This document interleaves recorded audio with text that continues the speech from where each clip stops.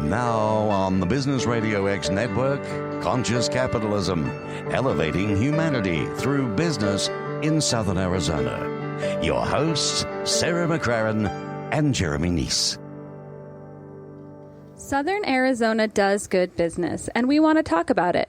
Welcome to the Conscious Capitalism podcast, elevating humanity through business in Southern Arizona. Conscious Capitalism is an international movement promoting business as a force for good. The Conscious Capitalism movement has 50-plus chapters in the United States, including Arizona, with lots of activity down here in the southern part of the state. On this show, we want to shine a light on real-world examples of good business happening right in our own backyards. We invite leaders in our community to share their stories and experiences, to tell us about their personal journey through the world of business, to let us know what makes their organization great and how they go about bringing value to Southern Arizona. To find out more about Conscious Capitalism, we encourage you to go to consciouscapitalismaz.com and get plugged in with some information. So let's get into some good business conversations right now and introduce you to the voices that will be on our show today. For myself, I am Jeremy Neese. My area of interest is in business operations that are sustainable, responsible, and have impact. So as an investment advisor with Retirement Evolutions, who I thank for their support of this show, I help people align their dollars with the organizations that reflect sustainability, responsibility, and impact. And then obviously, as a proud member of the Conscious Capitalism team, help people learn and get connected to the great information that lives here. And my name is Sarah McCraren. I'm with McCraren Compliance, where we provide safety training and consulting services, primarily serving the construction and mining industries. And we are a purpose-based company, and our purpose is creating communities where we all watch out for each other. So our guest today, we have Chris Heelan, Vice President of Lovett & Touche, a Marsh and McClellan agency company. Chris, we met for the very first time at the very first Conscious Capitalism event in Southern Arizona.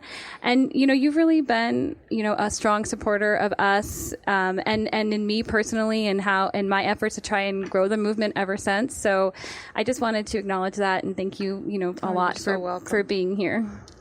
And our other guest is Brandy Ferrer, and she is the visionary president and CEO of Pathfinder Strategies, a consulting company that helps clients create and sustain workplace cultures where people enjoy their work and can perform to their best. I think we're going to hear a lot more about culture. Brandy and Chris both have a lot of alignment and shared belief in the power of culture and creating healthy workplaces. So we're going to hear a lot more about that, but I wanted to start off by thanking you for being here as well, Brandy. Yeah, thank you. I think a logical place to start is to let our listeners get a little bit insight to who you both are and a little bit about your story. We'll get into your organizations and all that good stuff, but Brandy, you want to go and just share a little bit about your journey, how you landed in your current spot in life? Yeah, absolutely. So when I started, and my personal and my professional kind of go hand in hand together. So when I started in my very first corporate gig, I ended up working for a company that was phenomenal. And as my very first job, I didn't really realize it at the time, right? So this company they were young, they were progressive, they were really focused on their values and their vision. None of which was posted on the walls, by the way, but the way that they hired people, the investments that they made in technology, how we all worked together as a team. So I really had a great experience there. I flourished there, grew in my career, and I was like, I am going to be here until I retire. Well, this happened to be a mortgage lending company. And we all know what happened in 2007, 2008. So I found myself without a job and trying to kind of pick up the pieces and say, okay, well, what am I going to do now? I had a great skill set from my work in acquisitions, my work in product development. Like, I'm gonna figure out how to leverage that. And I ended up working for a public school system, building career ladders and the programs that support those. And it was a complete culture shock for me. So instead of going into work and being really excited and jumping out of bed like, woo, I can't wait. It was such a feeling of dread going to the office every day. And it wasn't just me. This was kind of a shared feeling. In fact, one of the things that people said a lot was, I only have 1,897 days until retirement. And that was the culture. So we weren't collaborating with one another. We didn't have a lot of transparency, very low trust environment. It was very hard to function in that kind of a space. And so, not surprisingly, I wasn't super happy. And I spent the next several years in my career trying to find this thing again, trying to find this environment where I could thrive. And I just kept missing the mark. And finally, after a lot of convincing from my mentor, she said, you need to go into consulting. I'm like, consulting on what? And then I had this aha moment. What was it that first company had that none of these subsequent companies have? And it was a healthy, productive culture. And that's when I said, okay, I'm going to figure out a way to help companies create and sustain those types of workplaces. Perfect. Yeah. Wow, that's a good story, and lots more to dig in on that, I'm sure, as we move forward here. Chris, how about you? So if you talk to my family, they will tell you I have always been in sales. And I really enjoy working with people. I enjoy the thrill of the chase, so to speak. And my first foray into that, I was very, very fortunate. I was in Mary Kay. So early in my 20s, and then we moved to Dallas, which was kind of the mecca. And I was exposed to just a great culture, taking care of one another, helping, whether it was your area or not, whether they were really your recruit or not, much of that go-give kind of mentality. And I was there probably 8 or 9 years, became a director, and then ended up, because of a series of just personal things, went through a divorce, came back to Tucson, entered the regular marketplace. And I had the same experience that Brandy did. The couple of cultures that I was a part of, it was like, thank God I got hired away. And so eventually I made a presentation to Steve Touche in my other job, and 3 weeks later had a job offer. Completely changing industries to go into the insurance arena. It was a great opportunity, and they have such a great culture. I knew that I'd kind of found where I wanted to be. Good for you. So, Brandy, you gave us a little bit of insight on how you got to the point of wanting to start Pathfinder Strategies. Can you pick it up from there? Tell us more about Pathfinder Strategies and how it's evolved since, I guess, where you left off. Absolutely. So when we first started, we were doing a lot more around training and development work. And as we've grown and evolved, we're doing sort of a combination of training and consulting, and we're pulling in a lot of different pieces. So we've identified 5 key drivers of a healthy, productive, we call it a high five culture. Workplaces where people want to come to work, they like what they do, and they can perform at their best and meet business objectives, of course. So those 5 drivers are first, vision and values, and everything needs to align with that. The second piece of that is, who are you hiring? What does your workforce look like? Do they align with your vision and values? The third component is the employee experience, and I'm sure Chris will talk a lot more about this, but these are things like, are you paying people competitively? What does your onboarding process look like? What does your benefits package look like? The fourth piece of this is team alignment. So you've got all these talented individuals. How are you organizing them into teams? What does that look like? Do they have the opportunity to leverage each other's strengths? Is there healthy conflict? And then the final driver is leadership piece. That's really what underpins all of these other pieces. Without leadership support, without the leaders getting the development that they need, it's very difficult to sustain any kind of meaningful cultural change.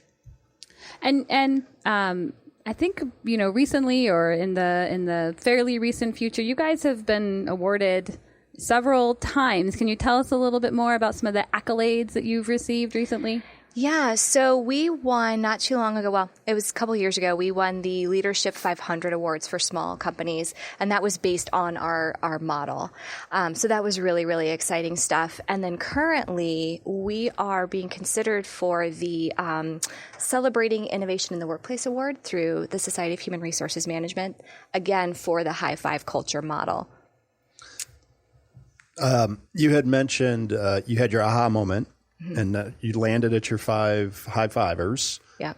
Was that part of the aha? You knew because you had this contrast of this was this great culture that I started in, and then I saw these series of negative cultures that just percolated up onto the screen. You're like, these are the 5, or has that been sort of revisionistic over time? It's been revised over time. So one of the things when I sort of evolved into this work, the word culture is very big, it's very conceptual, and it's somewhat ambiguous. Yes. And I had a hard time wrapping my arms around it. And when I would talk to people about it, I could just see like glazed over faces.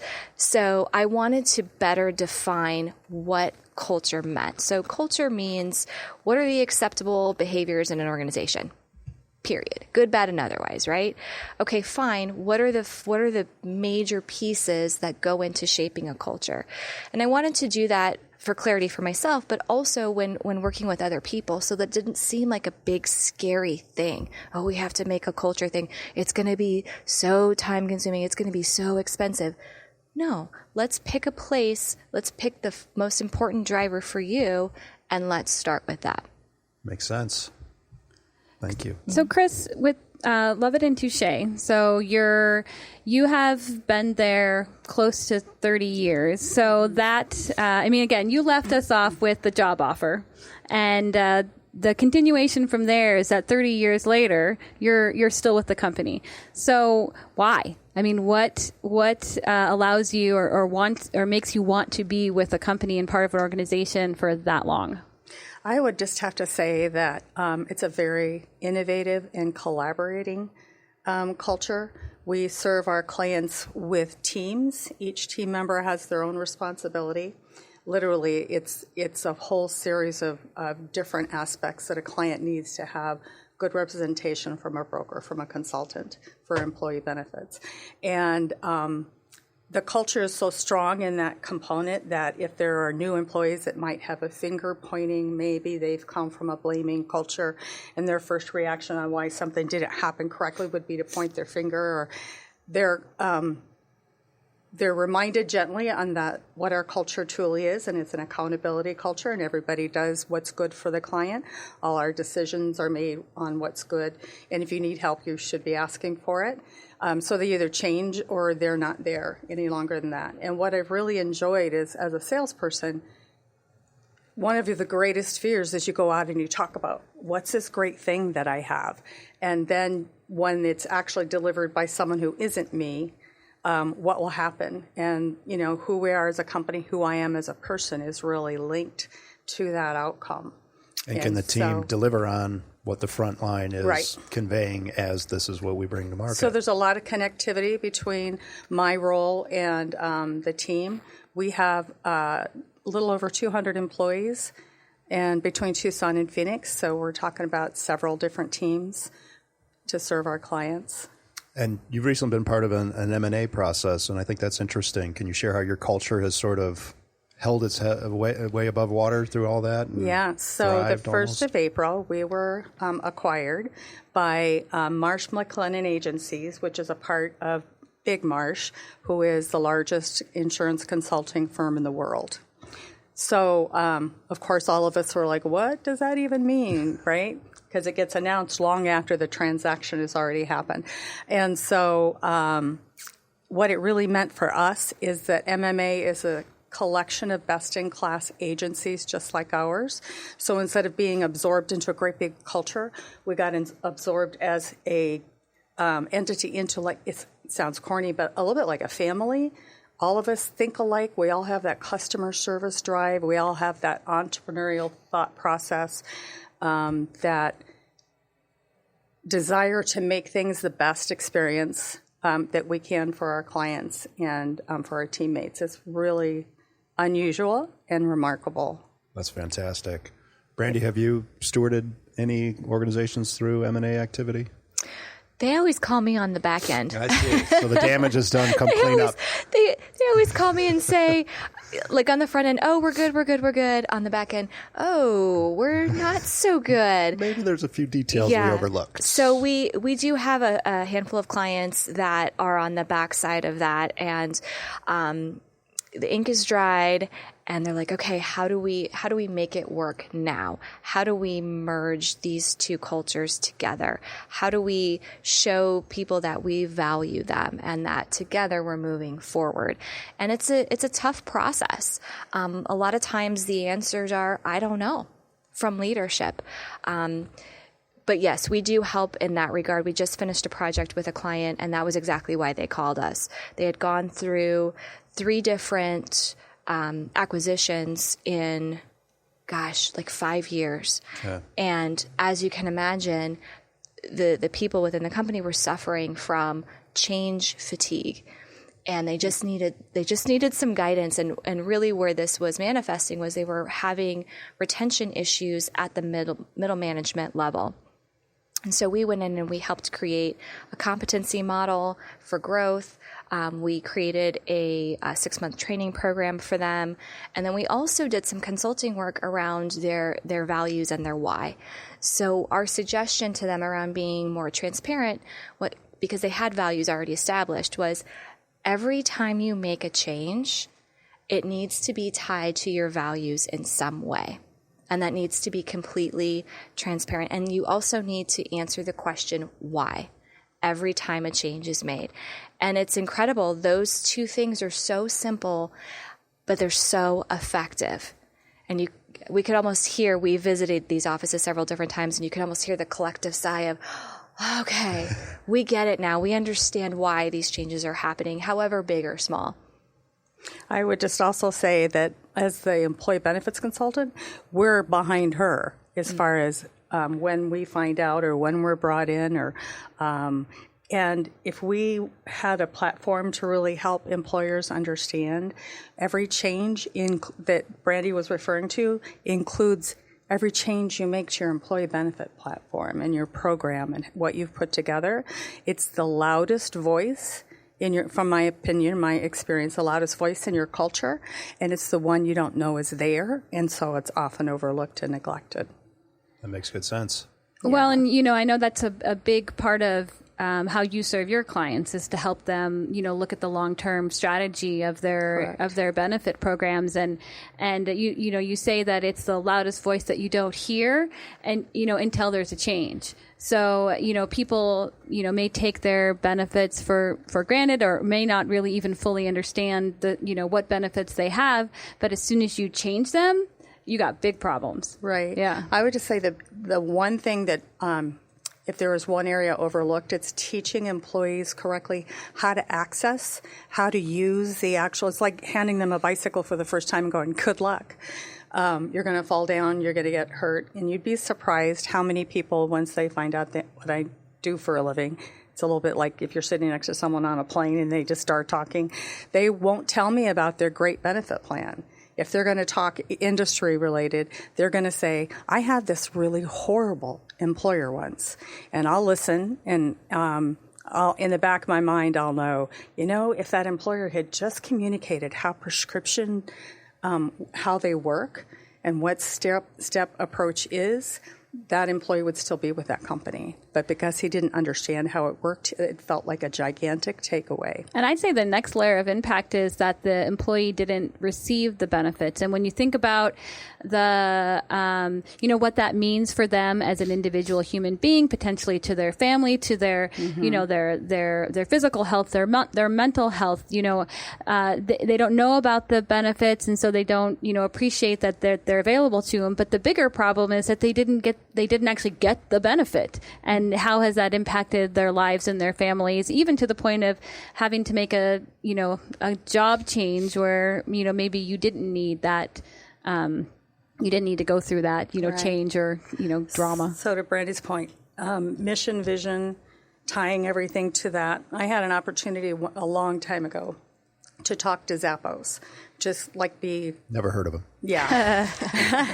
And I was so excited. I guess this was almost 10 years ago. I was so excited to be able to talk to a culture-centric company. What does your employee benefit program look like? And they had just a very simple mission. I don't know if I would have left it this simple, but it was very profound.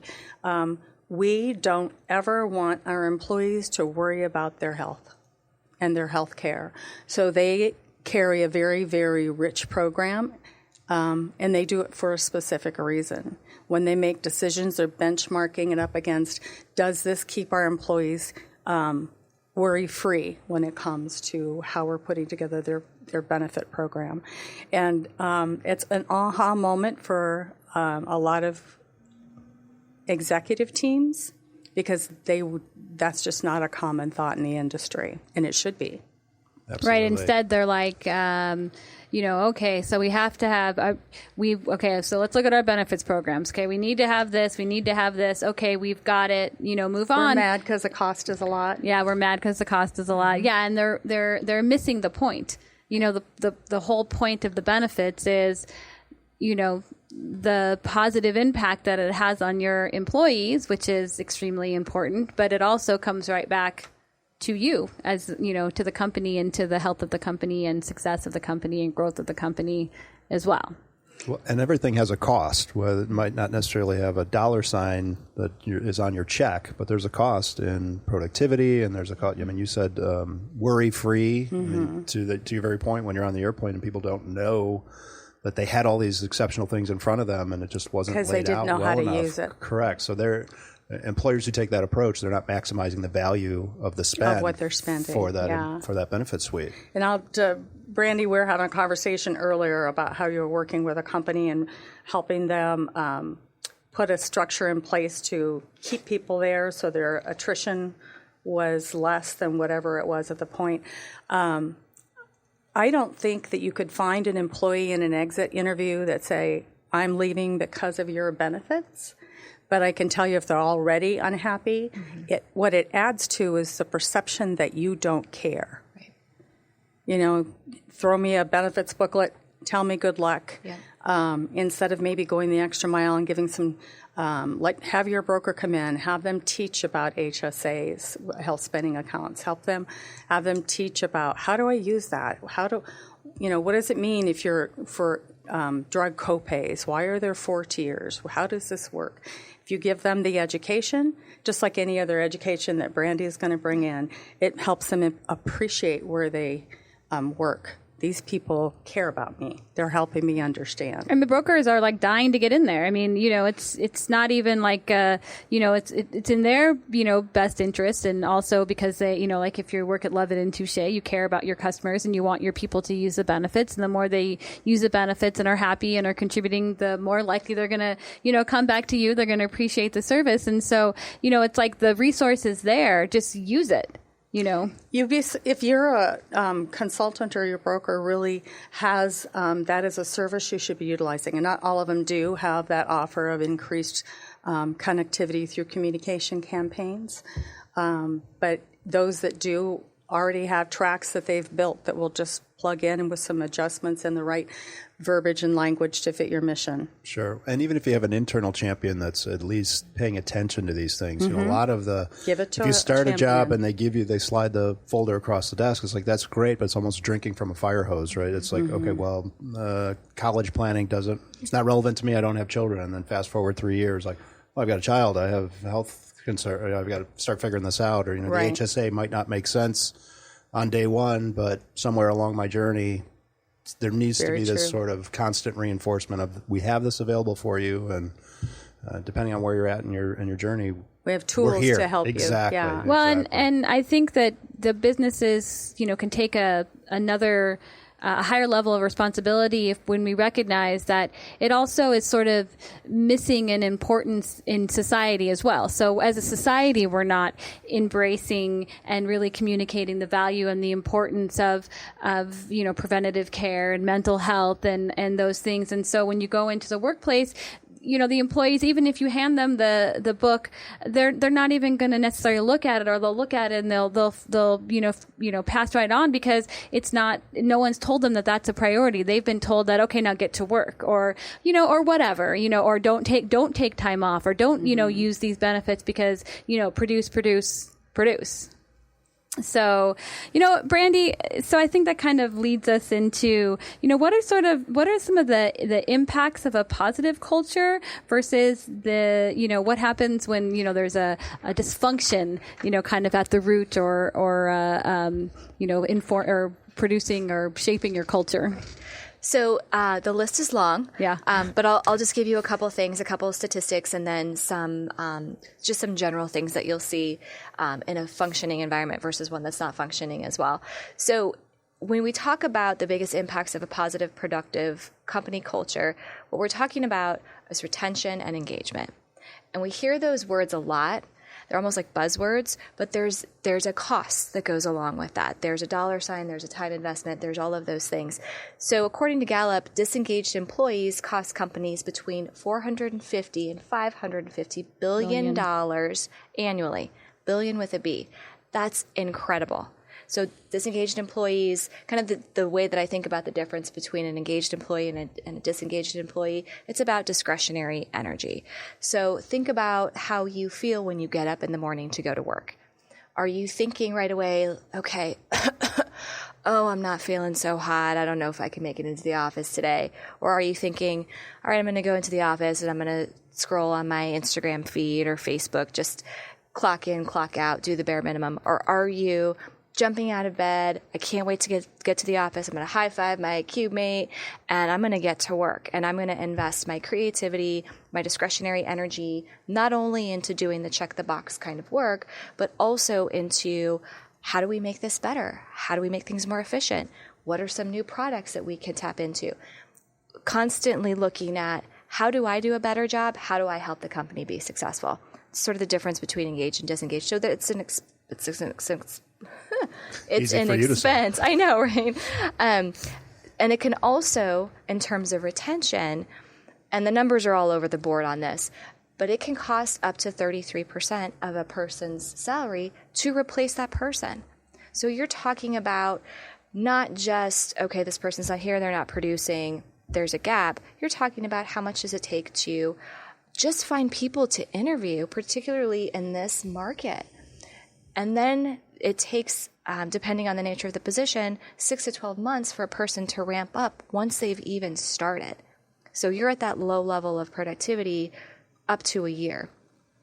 Also, when you've got those two things happening, people are not at their best. They're not creative. They're not collaborating. I think of Maslow's hierarchy of needs. So when you're at that very base, when you don't feel safe, when you don't feel comfortable in your work environment, when you're operating from a place of dysfunction, of course you're not going to be able to be creative. You're in self-preservation mode. So you're not bringing your best self. You're not able to collaborate. So those are some of the things that you're seeing. Those are the biggest differences. And, it all comes down to the competitive advantage for any company is their people. No question. Yeah, agreed. So, that's, a lot of the benefits. But as far as the dysfunction side, I think that, maybe in that same Gallup poll, maybe in a different one, they certainly do a few of them, is they also talk about that there's a third of employees that are actually working against you. Yes. So not you got engaged, you've got neutral, and you've got the people that are working, actually actively working against you. Yes. So that sounds like dysfunction. Yes. You have any thoughts on that? So you have three buckets, as you've indicated. So you've got your engaged, you've got your disengaged, and you have your actively disengaged.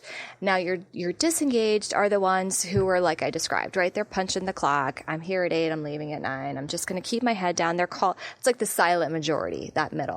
You're actively disengaged. Those are the people who are unhappy and they want to recruit others. They are actively working against you. They're the ones who are hosting the meeting after the meeting. They're the ones who are, smiling and nodding and then going from cube to cube or office to office and saying, can you believe what Chris just said? That's ridiculous. I can't believe how they treat people here. And by the way, have you seen our benefits package? That's craziness. Absolutely. And it is almost a third of the workforce. So again, there's a cost associated with that. And it's much bigger than a dollar sign, right? So somebody who's in that disengaged bucket can very easily be swayed into actively disengaged. And in your experience, I understand this is broad stroking generalization, but do you think people, organizational leaders think they're doing it right, and then they just realize that somewhere along the way, boy, we're falling short? Or do you think people just recognize immediately, like, boy, we are falling behind, we have disengaged people, we need help? I think it varies. I think that the intentions are mostly good, right? We want to do a good job. We want to make sure people are happy. We want people to be engaged for all of the obvious reasons. So we put these things in place, and then we took our hands off the wheel. And we're just letting it kind of pilot itself. When you talk about culture and behaviors that are accepted or not accepted, that's something to be watched out for regularly.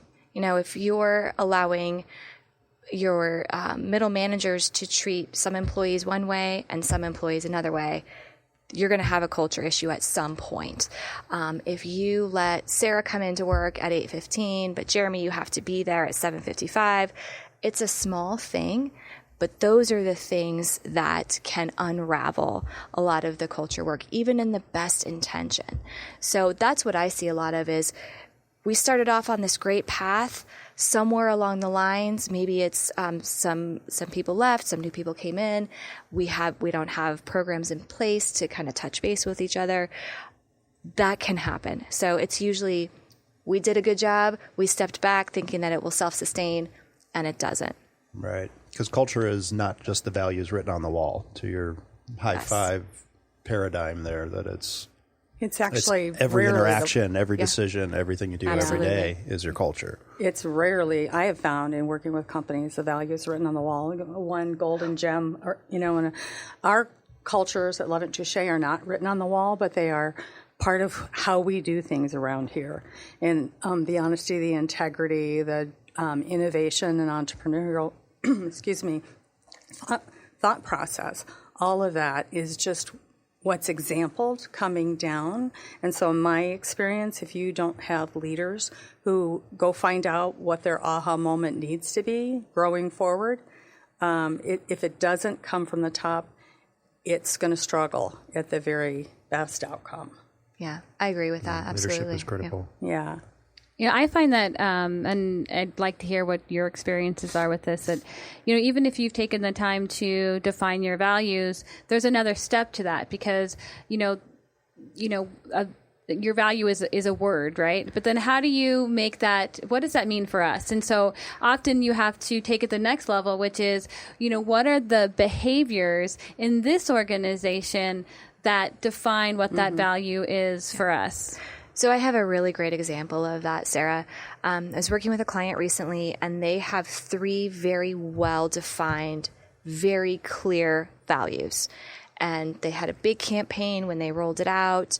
It's everywhere. They even had a competition with employees, like, okay, who can make the best video of showing these values in action? So they did a lot of really great work on the front end. But where things fell down a little bit is in exactly what you were describing. There was no clear guidance, there was no training, there was no reinforcement or affirmation about, okay, so we're saying that do the right thing is a value. All right, so if I'm an executive, what is the right thing? Do the right thing means one thing. If I'm on the front lines and I'm taking calls, do the right thing means something completely different to me. So that was something that they recognized as a gap for them, and they actually built a pretty intensive training around that to clearly define by role what that looks like. Have you come across that, Chris, in the stuff that you do as well? Just it probably isn't as pronounced on the benefit side, but it will if you have a hierarchy within the human resources, or if you have dissonance between the head HR person, and the CFO.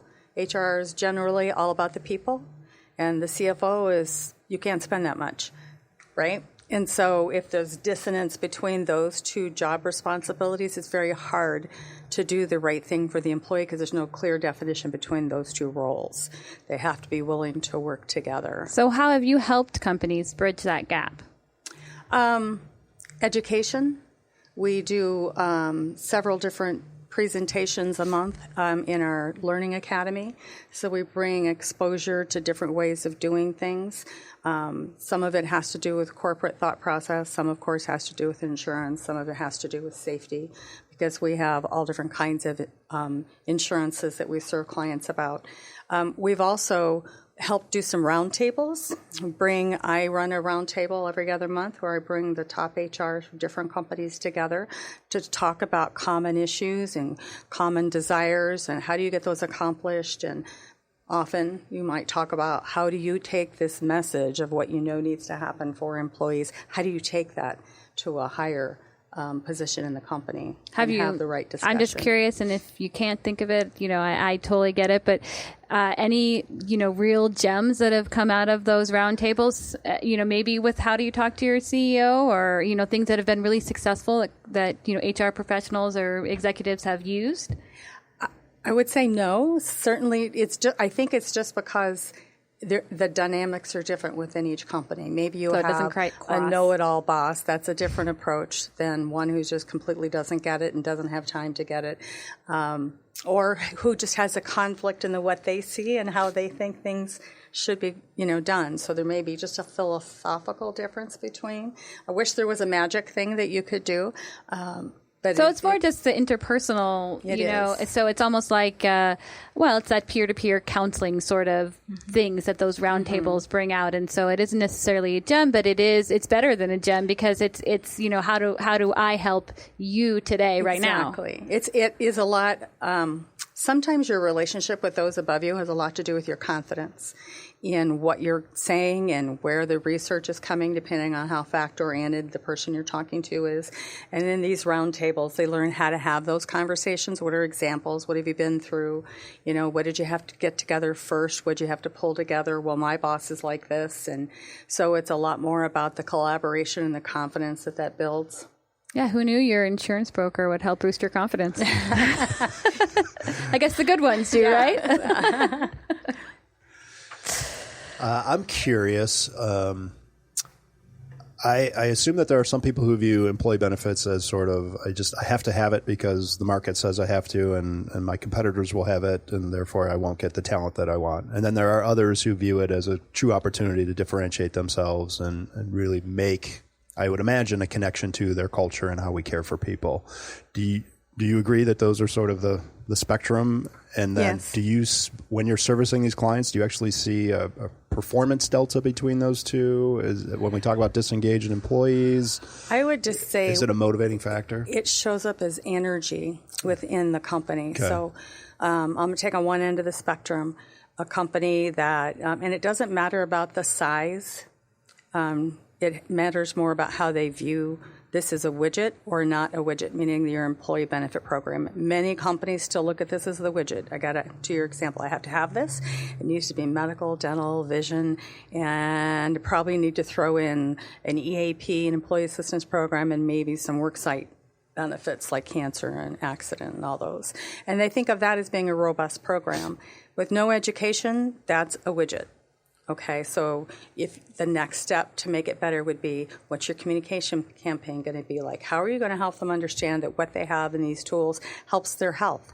That when they have questions about their health, where do you go? How do you use your benefit program? There's tons of tools inside to help you understand what's going on in your family as far as health goes, in your own body, and what are the helplines? What are the virtual assistants, doctors and nurses, all the way up to the top of the spectrum, where you might buy something that costs about $1 or so an employee per month that is actually a service, an 800 number that will explain everything they want to know. Or do you have something that will text the employees? You can actually, there are other vendors that will send texts out according to whatever campaign you and your consultant, your broker put together that will help them on health or will help them just little bite-sized pieces of information on how their benefits work. There's some really cool industry-forward ways that you can make your employees connect to you through teaching them and making it fun. That makes sense. Yeah, you're kind of creating the picture. I mean, you've talked about that. Really, what the service that you provide is that you help these executives strategize their employee benefits. And so what does that mean? Well, it means, I think it goes back a little bit to the Zappos example. So they said, we want, what that means for us is that we want our employees not to worry about their health. So that's the first thing that anyone, would do, potentially. You would guide them to do or that. Worry about how to access. Yeah, what is it? What is it that you want to create for your employees through a benefits program? And then you can say, all right, now that we know what that is, what are all of the pieces or tools or, how do we make it happen? What's our marketing? What's our strategy? What's our whatever? But to not have, that widget that you plug in, but to, achieve whatever that strategy is, that mission is that you want to create for your employees through a benefits program. Right. And I would say to what you just said, very few companies think like that or know that they can think like that. And I wanted to, you have the rest of your question. What's it show up like, Jeremy, in the workplace? Yeah. Does it manifest in something you can see? When you think that the person who's giving you your paycheck, the company that's giving you your paycheck every week, every month, however it works for you, cares about you, the energy, the commitment, the integrity level, I believe personally the integrity level is going to rise. The do the right thing. Teamwork probably is going to be impacted to one extent or another. Leaders might lead better because they know that the company has that. It becomes just part of the boss does it. It fits in that category. And you're sourcing from a different why. So if the why is I want to be able to match what everybody else has, that's a different why than the example of I want people not to worry about their health, because you'll approach that question differently. I know an organization that gave Fitbits to everybody, and they helped everybody load on meditation apps on their phones and the sleep tracking and the food journaling, so that I really want you to be healthy and fully engaged when you're here. So rather than me give you a benefit for when you're sick, you can go become healthy. No, I really want you not to worry about health. And when I'm asking and answering that question, you approach it differently, and there's a great opportunity for innovation. There's another real tiny, it's almost like an innuendo, if that's in that category. Imagine that you're rolling out a new culture with Brandy and her team, and one of those values that you're now putting on the wall is integrity. I'm just going to pick on that one for a second. But when you roll out your benefit program, you don't tell anybody anything. You don't teach them why the cost is going up. You don't talk to them about the fact maybe your insurance plan is self-funded, and so you are the insurance company up to a certain dollar amount on each person. And you're not transparent in any way with the employees. It's still the big bad insurance company. It's still kind of a black box. That is going to fly in the face of this integrity that you're trying to roll out. And so it can totally work against what you're trying to say, because even though there's nobody pointing to the benefits, you feel it. You feel like the lack of transparency and the lack of genuineness. Yeah, well said. So we've talked about how important culture is, and I think, for me, it's definitely, hitting home, and, I probably was a little bit of a believer anyway. But, Brandy, what is the first step that a company can take if they want to make a cultural change?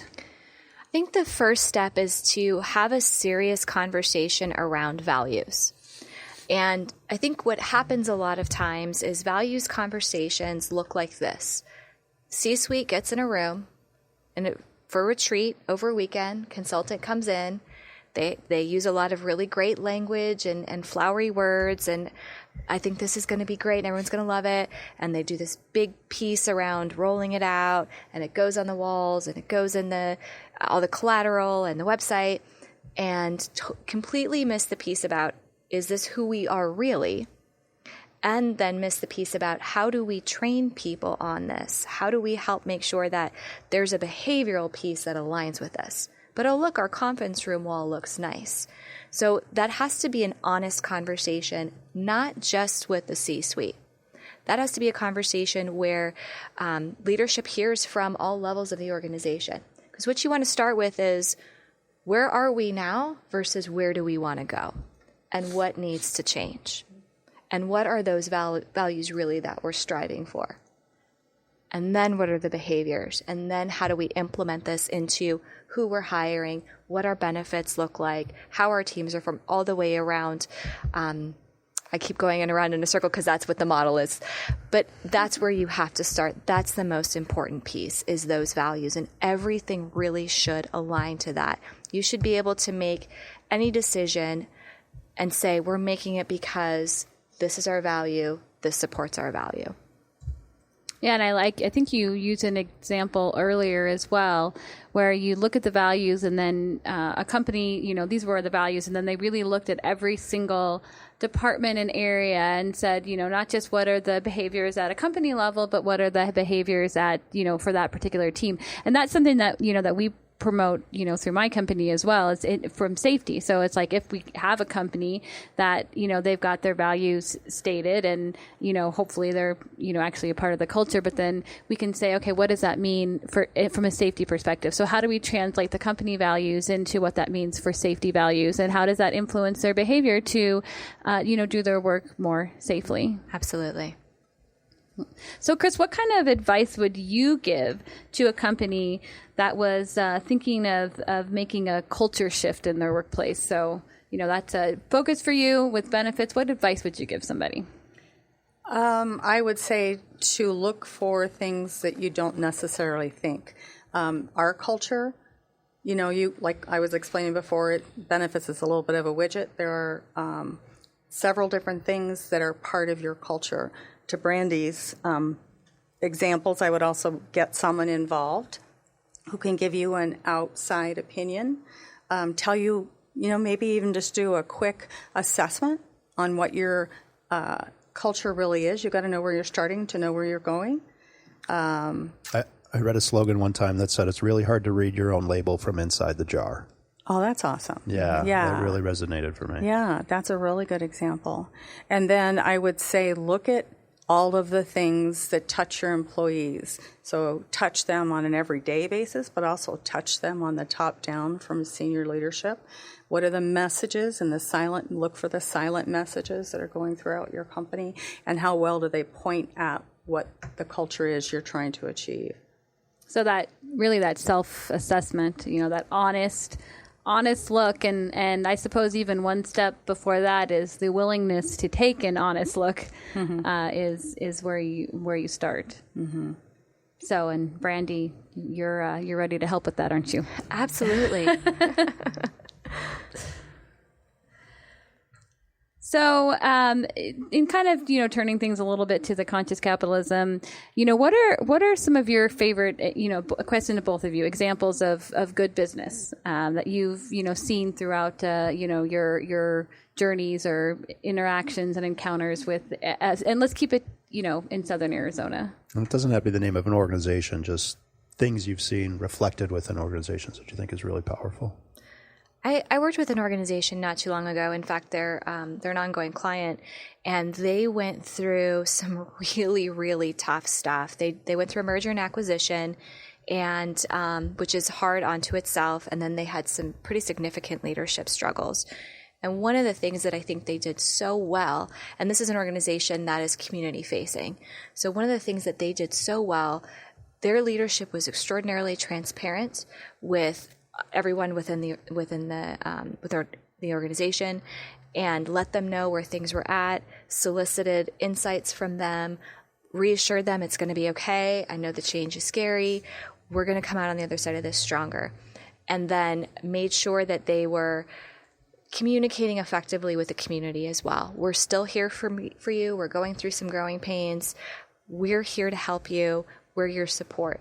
And just that transparency and that proactive ongoing communication made such a difference, because what happens when we don't have information. We make stuff up. That's right. And it's never good. Always worse, yeah.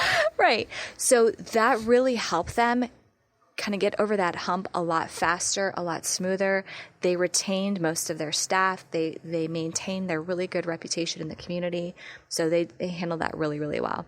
I have an example too that, so I had a client, family-owned firm, mostly blue-collar employees, and that client decided to self-fund their medical plan. And they were so innovative at the time. This was over like 10 years ago when it wasn't as common as it is now. And he gave so much respect, is the way I'd like to phrase it, to his employees, gather around in the warehouses and have like a fireside chat almost. Here's what we're doing. Here's why we're doing it. Here's what I, as your CEO, hope to achieve financially by doing it. This is what it means for you. This is how costs work, that complete transparency that Brandy was talking about.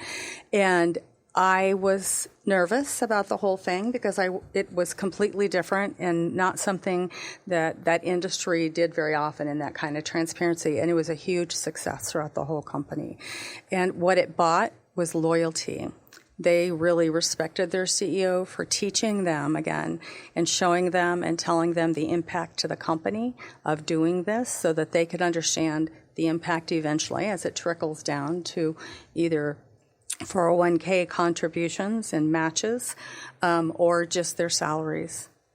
The other thing that I really like about both those examples is it also makes it okay to be human in business. And so when you think you talked a little bit about societal, messaging and there's so much of, that in my view that we need to be, superhuman or we need to be machines, And so, with your example, Brandy, and you as well, Chris, it was, they were like that full transparency is that, hey, we recognize that we're this organization and we have something that we're trying to bring into the world, but really we're a bunch of human beings and we make mistakes, we fall down, we get back up, we learn together. And I guess really it's that vulnerability that we can bring into the workplace. And so, again, not only I fully, believe that makes for a better organization, but it's also the way that, business can have an influence on society and societal messaging that we can, take back into our homes and, teach to our children, and it just goes and goes and goes from there. So those are, I think, both really great examples. So.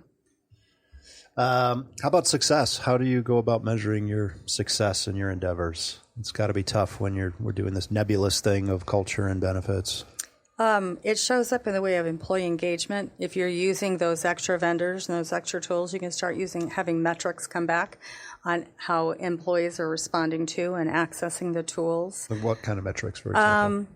So if you roll out something that's more of the ability to contact a doctor on your phone or I don't want to mention vendor names specifically, but they keep track of how many calls come in linked to your organization. If you get that cool vendor that tells them everything from soup to nuts on finding a doctor, on figuring out what you need for care, on what is this, I'm going to have this kind of procedure, what does that even mean? So if you go that far, they also keep records of how many. HIPAA will keep them from saying who in both situations, but they will keep records and they'll help you understand. And then as your broker works with you to move forward, they should be pulling in those metrics to help you chart more courses.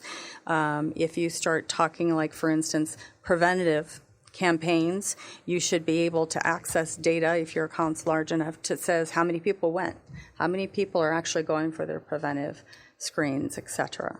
Right. I love that. So your success for you ultimately becomes in healthier people because they're engaging in they're educated about their own health and being able to advocate for themselves, at least be knowledgeable, and then also engaging in preventative programs. So success for you is healthier people. So that's pretty cool. So for us, one of the first things we do with our clients is we ask them, what are we solving for? What are your objectives? What are we measuring?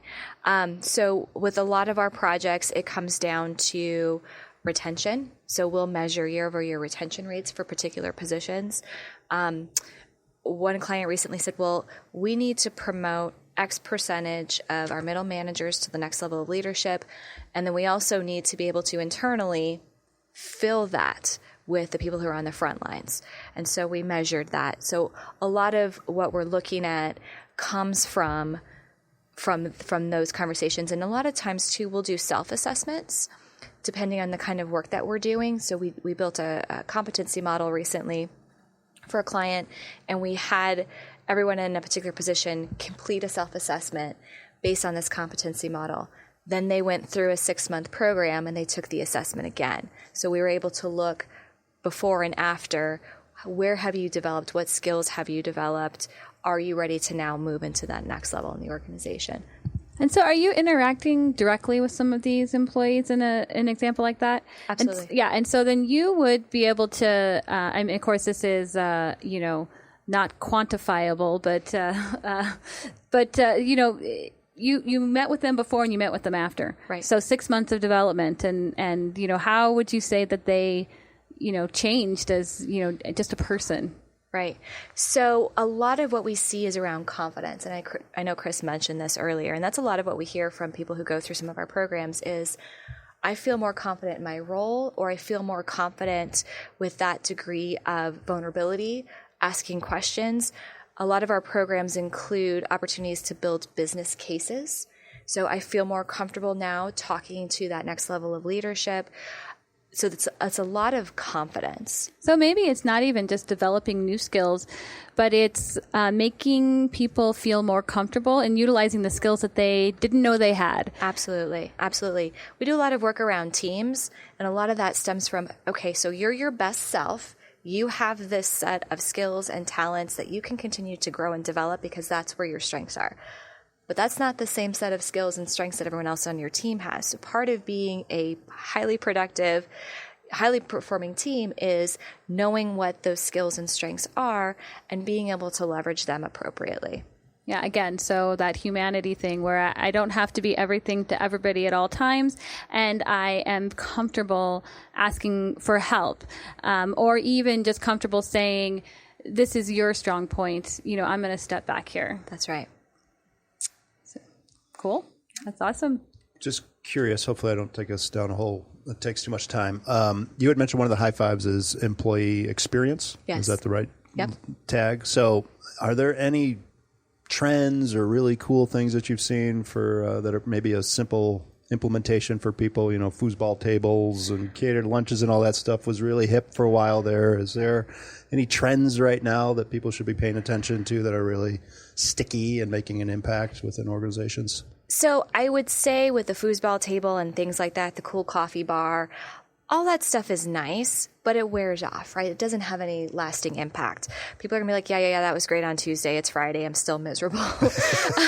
The food, surprisingly, I've done a lot of work around exit interviews, and I will hear people say in exit interviews, well, I don't understand why this team gets a catered lunch every Friday and my team doesn't. So that's still something, but I think it's important to look at the bigger picture.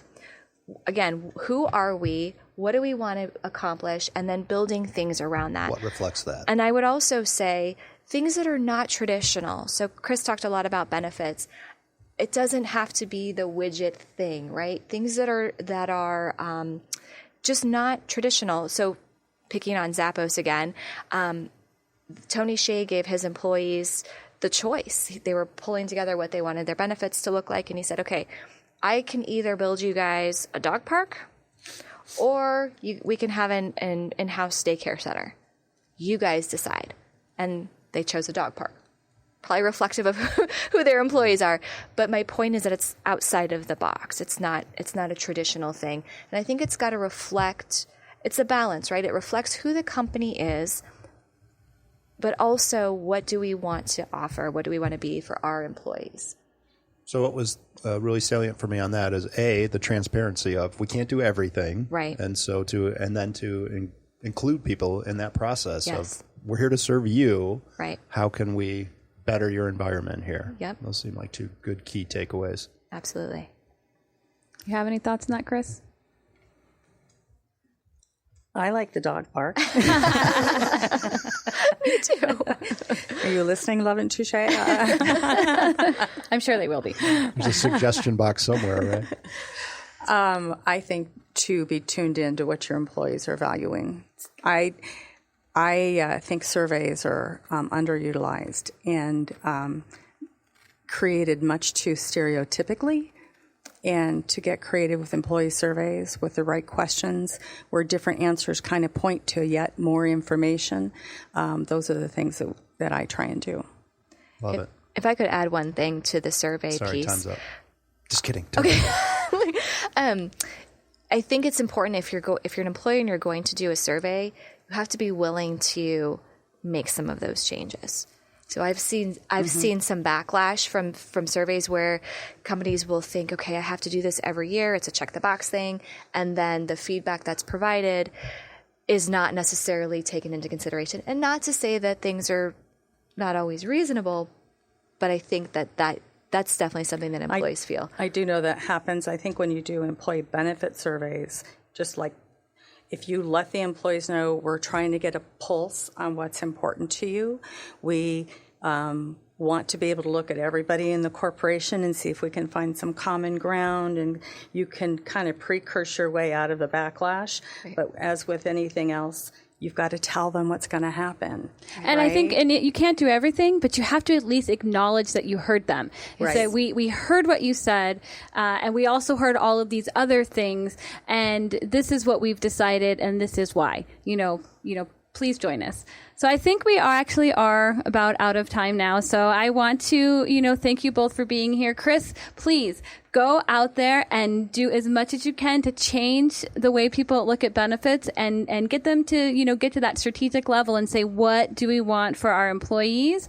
And then, Brandy, if you just can, keep doing what you're doing and helping people understand how values are really the basis for culture, and that we have to attach those, behaviors to them and with those competency models. So thank you both so much for being here. And more than that, thank you for the things that you're doing and, and transforming workplaces in Southern Arizona.